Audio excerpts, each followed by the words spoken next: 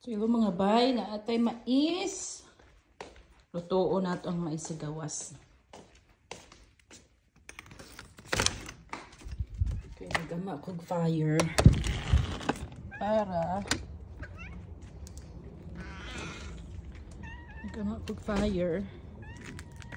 Hindi man yung kakuan ni. Sustinar ning fire ni.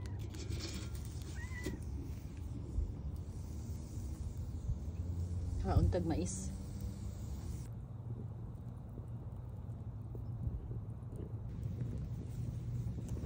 Oh, diba? Murag naarapod ko stampo mga bay. Excited ko. Tagkuan dahil ni siya. Tag 50 cents. Pero 50 cents. 25 pesos. Ang usa ka buok.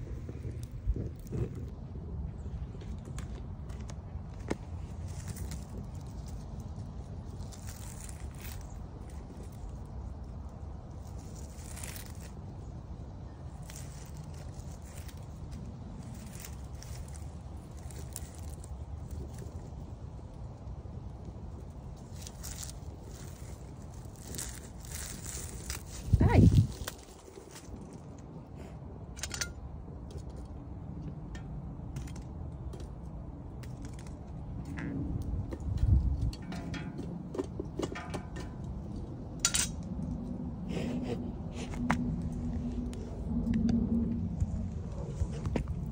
So, atoan na siyang, isugba mga bay. Isugba na nato siya. Para-paraan, basta gustong mong kaon, 'di ba?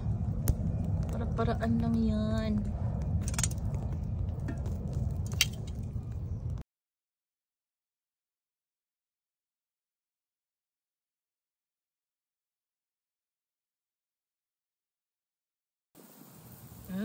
Luto na siya mga bay. Pwede na nato kaunon ni. Ituyok sa natag kasa. Mura ragyog na ako stambo mga bay. Anyway, kaning akong gilutuan, habilin na sa mga daan nga renters diri before sa balay. Ya kay dili man mi pwedeng mag-campfire diri. So ang mong gibuhat mo ni siya mong ginagamit og maggama mig fire ug tugnaw kaayo diri sa gawas. Ano siya mo ang ginagamit. Diba? Famous kay ni siya nga kuan. Lutuanan, ligon kaayo ba mga bay? Kuan ni siya kanang baga. Diba? Luto na mga onata. Cheers! Cheers mga bay, mga untag mais.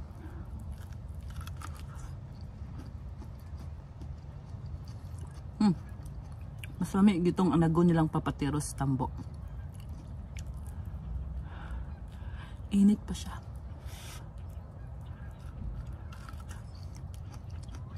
Kabalo na mo. Naatay mahiwagang lutuan. You will see me later on. Mga episodes na to. Ang mais,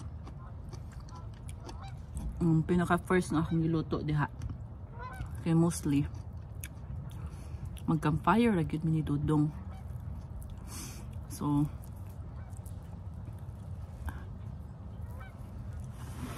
watch out sa ang mga sunod nga lutuon diha. Pwede ta magluto dihag manok, pwede magluto og bulad.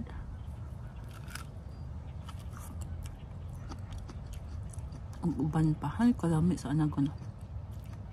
Naon ta mga bay.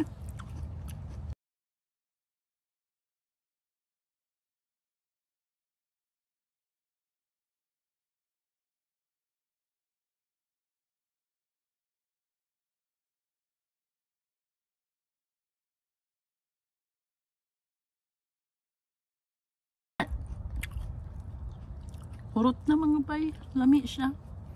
Pero mas lami yun tong mais nilang papatirog ni Mama Lady.